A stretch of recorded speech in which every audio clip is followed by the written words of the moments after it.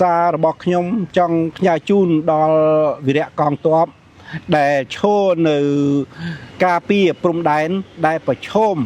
យកអាយុជីវិតនឹងការពារអាយុជីវិតរបស់ជនរួមជាតិរបស់យើងថាបងប្អូនជនរួមជាតិរបស់យើងនៅខាងក្រោយមិនដែលបំភ្លេចនឹងសកម្មភាពនិងទឹកចិត្តភាពអង្អាចក្លាហានរបស់កងទ័ពដែលឈរនៅការពារដែលយើងហៅថាជាផ្នែកមួយនៃកម្លាំងទ័ពជួរខាងក្រោយជួរខាងក្រោយជាសមរភូមិក្រោយដែលយើងខិតខំប្រមូលនៅស្បៀងអាហារដើម្បីជួយការផ្គត់ផ្គង់ដល់កងទ័ពនឹងមួយវិញទៀតជនរួមជាតិខ្មែរខ្ញុំថាគួរនៅផ្លាស់ប្ដូរនៅផ្នត់គំនិតនៅពេលដែលយើងមានបញ្ហាអីជាមួយប្រទេសជិតខាងយើងគ្រាន់តែបង្ហាញនៅអារម្មណ៍ខឹងសម្បាពិតហើយយើងខឹងសម្បាគេរំលោភបំពានមកលើយើងជារឿងពិតប៉ុន្តែរបៀបដោះស្រាយបញ្ហារបស់យើងมันមានជាការជេរប្រមាថការយកឈ្នះយកចាញ់ការជេរប្រមាថពាក្យសម្ដីទាំងឡាយហ្នឹងវាអត់ជាហេតុមួយនៃការដោះស្រាយបញ្ហាទេ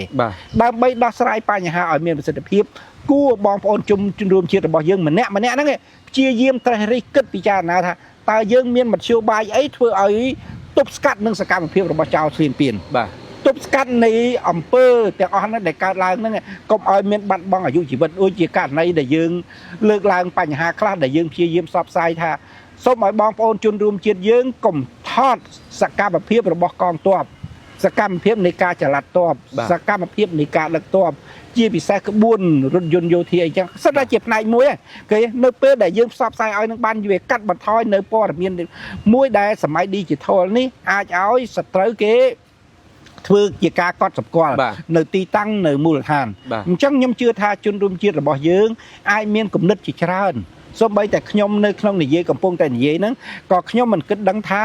រកពាក្យអ្វីមួយដែលត្រូវនិយាយឬក៏គួរនិយាយដែរប៉ុន្តែអ្វីដែលខ្ញុំគិតគួរនិយាយមួយគឺស្មារតីនៃសាមគ្គីជាតិ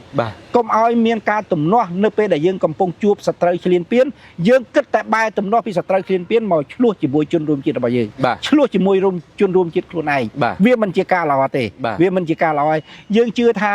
ក្នុងសង្គមនីមួយនៅលើពិភពលោកនេះវាអត់ទាន់មានគំនិតគេហៅក៏បាញ់ឲ្យគ្នាតែមួយទេព្រោះវាមានមនុស្សធម្មតាដែលរបត់នៃសង្គមវាមានការគំនិតដែលខុសគ្នាអ្នកខ្លះអញ្ចឹងទៅយើងនិយាយទៅថា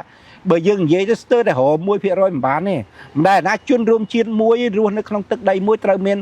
ប្រទេសសត្រូវគេមកឈ្លានពានយើងត្រូវតែទៅគាប់ទ្រសត្រូវទេអត់ទេទោះខុសឬត្រូវអីក៏ដោយក្នុងជីវិតដែលរស់នៅជាក់ស្ដែងយើងត្រូវតែការពារផលប្រយោជន៍ប្រទេសយើងហើយការពារផលប្រយោជន៍ប្រទេសយើងហើយបញ្ហាដទៃទៀតជាបញ្ហាផ្ទៃក្នុងយើងនឹងដោះស្រាយផ្ទៃក្នុងរបស់យើងតែជាអត្ថភាពសពថ្ងៃគឺជាមួយសត្រូវឈ្លានពានអារឿងខុសឬត្រូវបញ្ហានយោបាយអីជាមួយបណ្ដាប្រទេសយើងខាងក្នុងទុកយើងដោះស្រាយនៅខាងក្រៅ